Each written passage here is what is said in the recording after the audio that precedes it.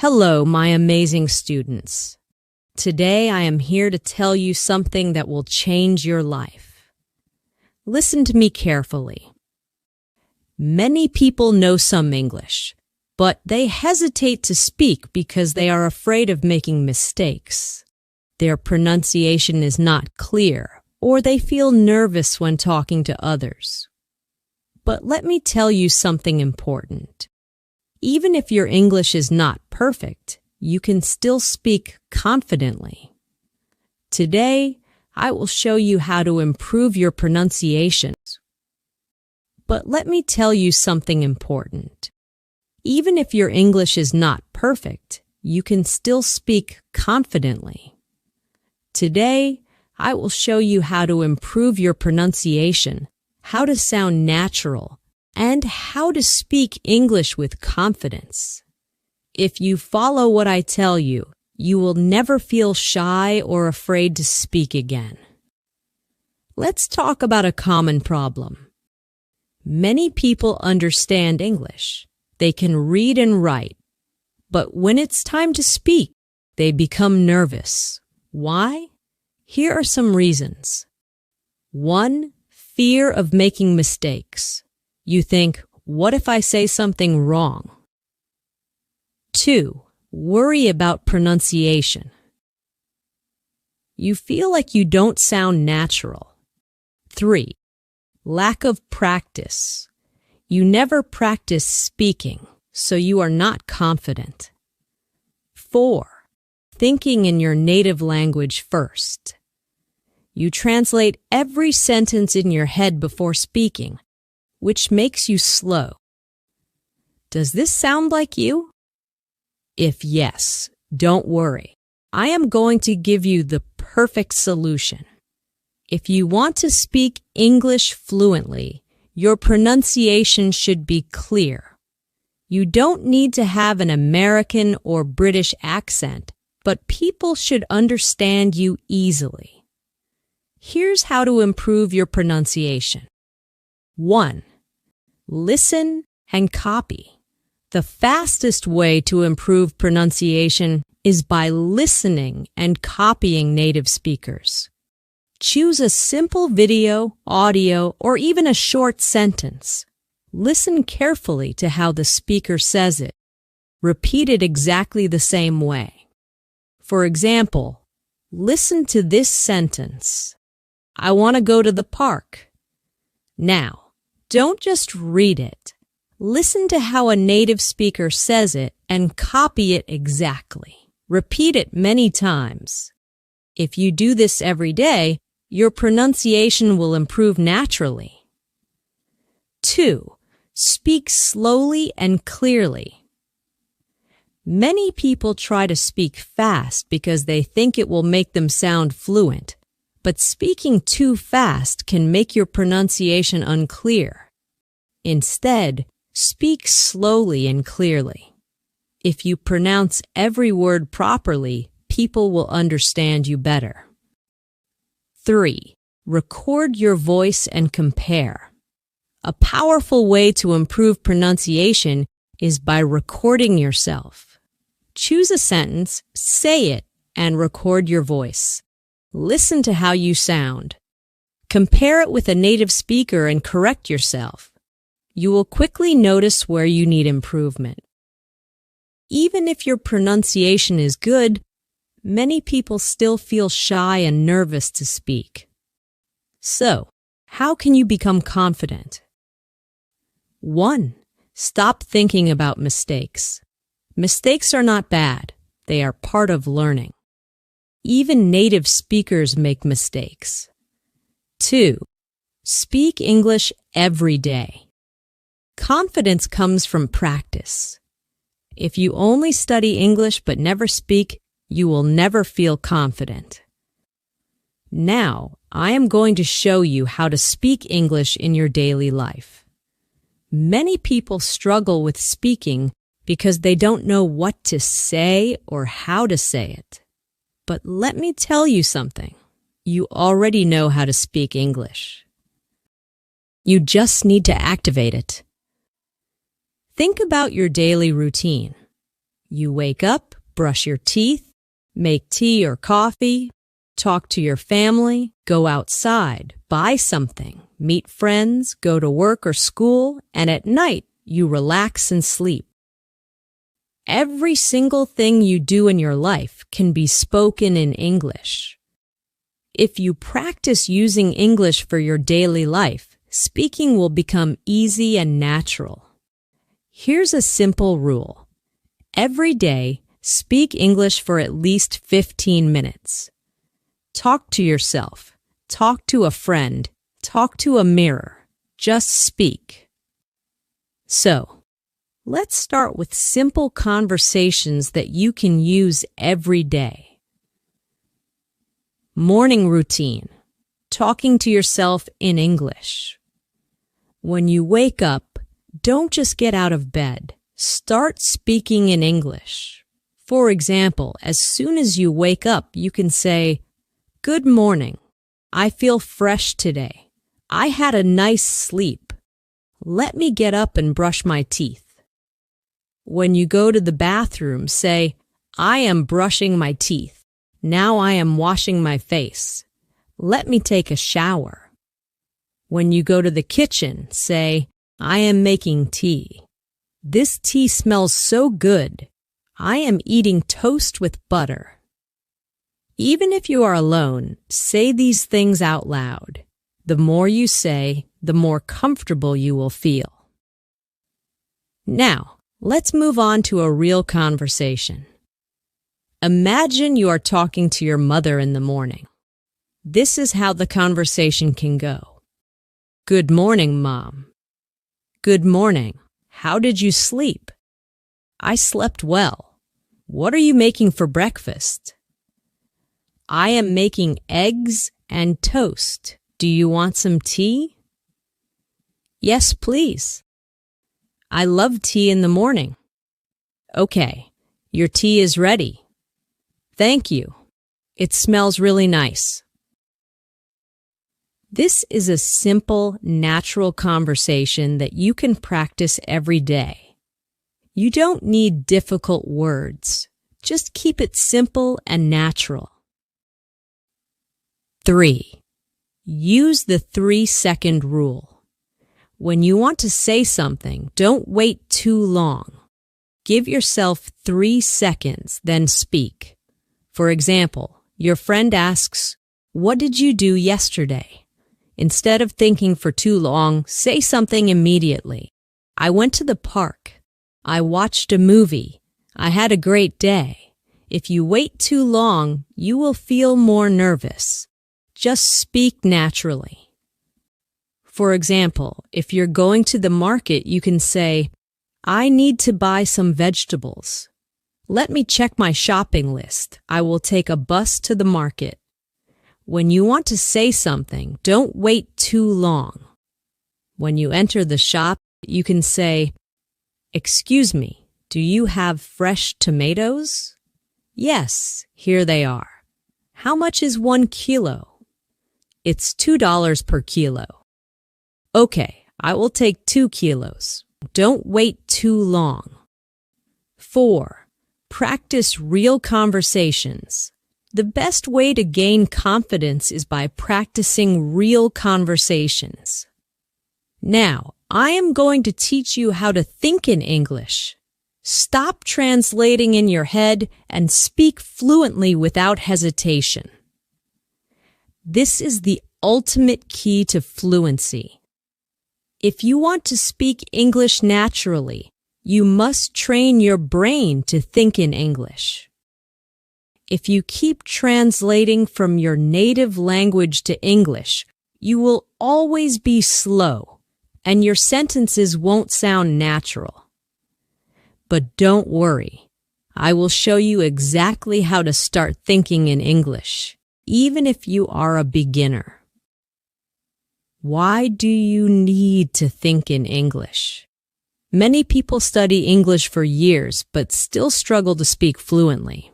The main reason is they don't think in English. For example, imagine you want to say, "I am going to the market." If you think in your native language first, your brain will do this. 1. Think in your native language. 2. Translate to English. 3. Speak. This takes time. Instead, you must train your brain to think directly in English so that you can speak instantly.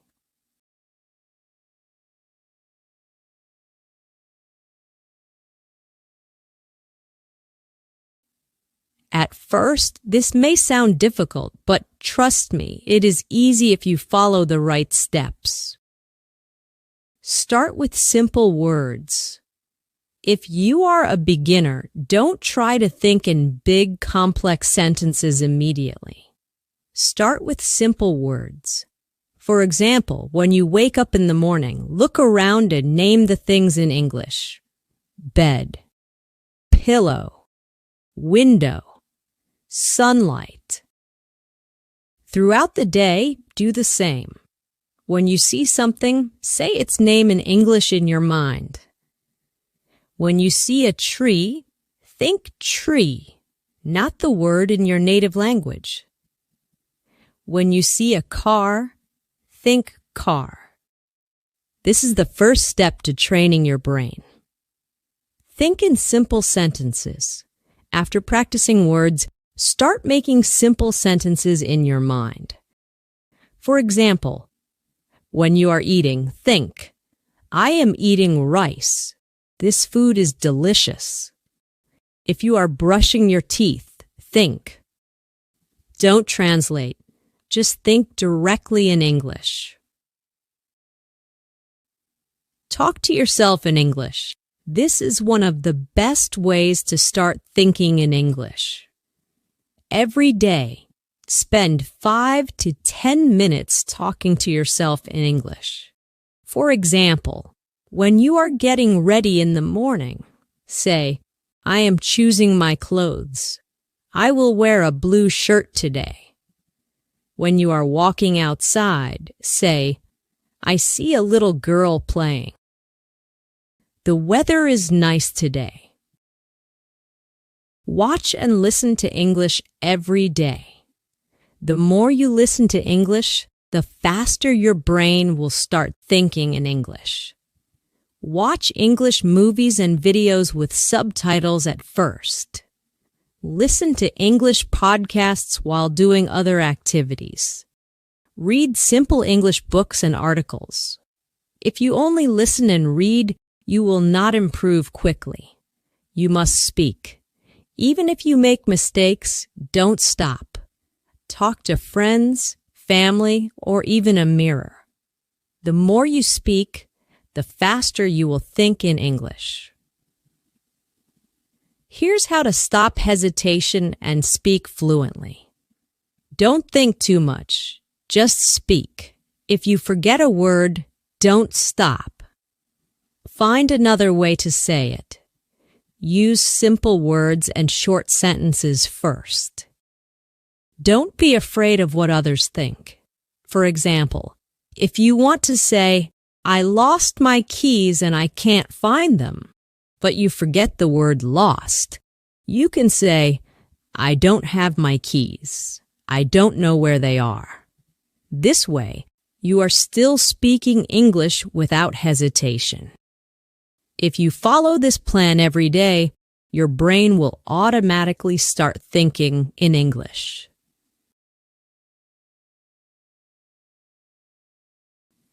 Daily plan for thinking in English. Morning, name everything around you in English. Afternoon, make simple English sentences in your mind.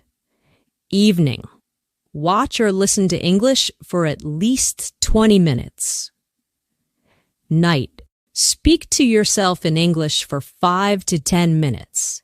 Repeat this daily, and in a few weeks, you will start thinking in English naturally. My amazing students, you have now learned everything you need to speak English fluently, confidently, and naturally. Now, let's move on to a real conversation. Imagine you are talking to your mother in the morning. This is how the conversation can go. Good morning, Mom. Good morning. How did you sleep? I slept well. What are you making for breakfast? I am making eggs and toast. Do you want some tea? Yes, please. I love tea in the morning. Okay, your tea is ready. Thank you. It smells really nice. This is a simple, natural conversation that you can practice every day. You don't need difficult words. Just keep it simple and natural. When you meet your friend, here's how you can talk. Hey, how are you? I am good. How about you? I am great. What are you doing?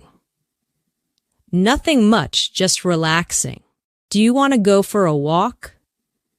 Yes, that sounds great. If you go to a cafe with your friend, you can have a conversation like this. Let's order something. What do you want? I want coffee. What about you? I will have a lemonade. Okay, let's call the waiter. Hello. What would you like to order? 1 coffee and 1 lemonade, please. Okay, anything else? No, that's all. Thank you. Your order will be ready soon. When you go outside, there are many things you can say in English. For example, if you're going to the market, you can say, I need to buy some vegetables. Let me check my shopping list. I will take a bus to the market. When you enter the shop, you can have a conversation like this. Excuse me, do you have fresh tomatoes? Yes, here they are. How much is 1 kilo? It's $2 per kilo. Okay, I will take 2 kilos. Anything else? Yes, I also need some onions. Here you go. That'll be $5 in total. Here's the money. Thank you. Thank you. Have a nice day. This is a real conversation that happens in daily life. If you practice conversations like this, you will never feel afraid to speak in real life. At night, when you relax, you can still practice English. If you are with your family, you can have a conversation like this. Today was a long day. What did you do today? I went to the market and met my friend. That sounds nice. What did you buy? I bought some vegetables and fruits. Good, now let's have dinner. Yes, I am very hungry. Before sleeping, you can also talk to yourself in English. For example, today was a good day. I learned a lot of new things. Tomorrow, I will wake up early and practice morning English. Now it's time to sleep. Good night. Now, let me tell you one of the most powerful secrets to speaking English fluently. Listen and repeat. When you hear a new sentence, don't just listen. Repeat it. Say it out loud. Copy the pronunciation. Copy the tone. This will help you sound more natural. For example, if you hear, I am going to the market, you should say, I am going to the market. Repeat it exactly. Do this every day, and your pronunciation and confidence will improve. Let me remind you of something very powerful. English is not difficult. The only thing stopping you is fear and hesitation. But now you know how to overcome both. If you want to be successful in life, learning English will open thousands of doors for you. It will help you get better jobs, travel the world, make international friends, and understand movies, books, and culture. But most importantly, It will make you feel confident and independent. So never stop learning. Even if some days feel difficult, even if people tell you that you are not good enough, never give up. You have come so far, and I believe in you. Now it's time to go and practice. Speak, listen, think in English every single day. And remember, mistakes don't matter. Effort matters. This is not the end. This is the beginning of your fluency journey. Keep learning, keep growing. And one day you will speak English like a pro. Let's do this together. I am with you on this journey, and I will always support you. Now go out there and start thinking, speaking, and living in English. You can do it.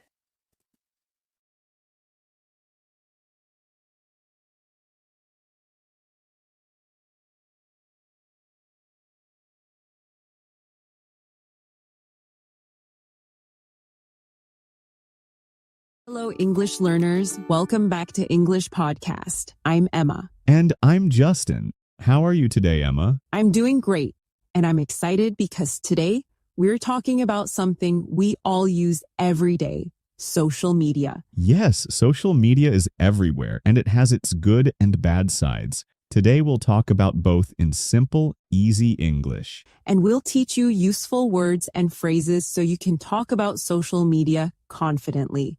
Let's start with a short conversation. Listen carefully. Hey, Tom, do you use social media a lot? Yeah, I do. I check Instagram and Facebook every day. It's fun, but sometimes I feel like I spend too much time on it. Same here.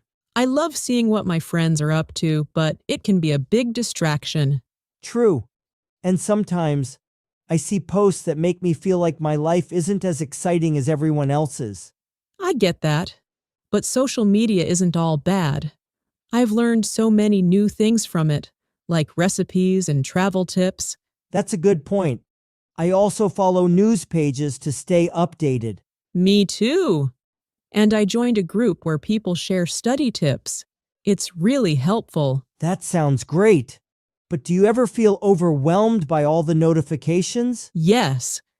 Sometimes I need a social media break to relax. That was a great conversation.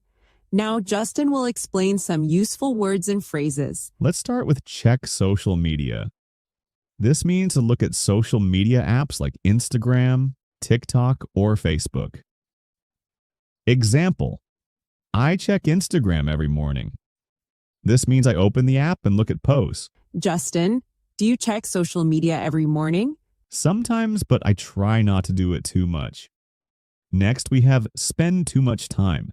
This means using a lot of time doing something. Example: I spend too much time on TikTok. This means I use TikTok for a long time, maybe more than I should. That sounds like me. Do you ever feel like you spend too much time online? Yes, especially when I start watching videos and lose track of time. Now let's talk about the word distraction. A distraction is something that stops you from focusing on your work or tasks. Example: social media is a big distraction when I'm trying to study. This means I can't focus on studying because I keep checking my phone. Oh, I understand. I always get distracted when I hear my phone beep. Same here. That's why I turn off notifications when I need to focus. The next phrase is feel like. That means to have a thought or emotion about something. Example: I feel like my life isn't as exciting as others. This means when I see other people's posts, I think their lives look more fun than mine. I think many people feel that way after looking at social media. Another useful phrase is stay updated. This means to know the latest news or information. Example: I follow news pages to stay updated. This means I use social media to read the latest news. That's a good way to use social media. Do you follow news pages, Justin? Yes, it helps me know what's happening in the world. Now let's learn the word recipe. A recipe is a set of instructions for cooking a dish. Example: I found a great recipe for chocolate cake on Instagram. This means I saw step-by-step instructions to make a chocolate cake. I love looking at food recipes online. Me too. But sometimes I just watch food videos and never cook anything. Now let's learn the word overwhelmed. This means feeling like there is too much happening at once. Example: I feel overwhelmed by all the notifications. This means too many messages or alerts make me feel stressed. Lastly, we have social media break. This means taking time away from social media to relax. Example: sometimes I need a social media break. This means I stop using social media for a while to feel better. Do you take social media breaks, Justin? Yes, it helps me focus on other things. Now, let's talk about the pros and cons of social media. First, what do pros and cons mean? Pros are the good things or advantages of something. Example: one pro of social media is that it helps you stay connected with friends. Cons are the bad things or disadvantages of something. Example: one con of social media is that it can be distracting. So, when we say pros and cons of social media, we mean the positive and negative effects of using it. Let's start with the pros, the good things. Pros, good things about social media. 1. Stay connected with friends and family. One of the best things about social media is that it helps us stay connected with friends and family no matter where they are.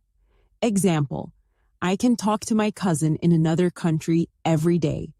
This means that even though my cousin lives far away, I can send messages, call, or video chat with them anytime. 2. Learn new things. Social media is also a great place to learn new things.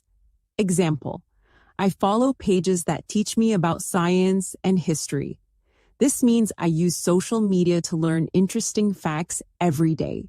Some people follow accounts that teach new languages, fun facts, or even life skills. 3. Find new recipes. Another great thing about social media is that you can find new recipes. A recipe is a set of instructions for cooking a dish. Example: I found an easy pasta recipe on Facebook. This means I saw step-by-step instructions on how to make pasta. Many people share cooking videos online, making it easy to try new foods. 4. Stay updated with news and trends. Social media also helps people stay updated with the latest news and trends. Example: I read the news on Twitter to stay updated. This means I use social media to see what's happening in the world. People also follow trends in fashion, technology, or entertainment through social media. Cons, bad things about social media. Now, let's talk about the cons, the bad side of social media. 1. It can be distracting. One big con is that social media can be a distraction. A distraction is something that stops you from focusing on your work or tasks. Example: I spend hours scrolling instead of doing my work. This means I should be working, but I keep looking at social media instead. 2. It can make you compare yourself to others. Another con is that social media can make people compare themselves to others. Example: I feel like my life isn't as exciting as others. This means when I see fun posts from other people, I think my life isn't as interesting.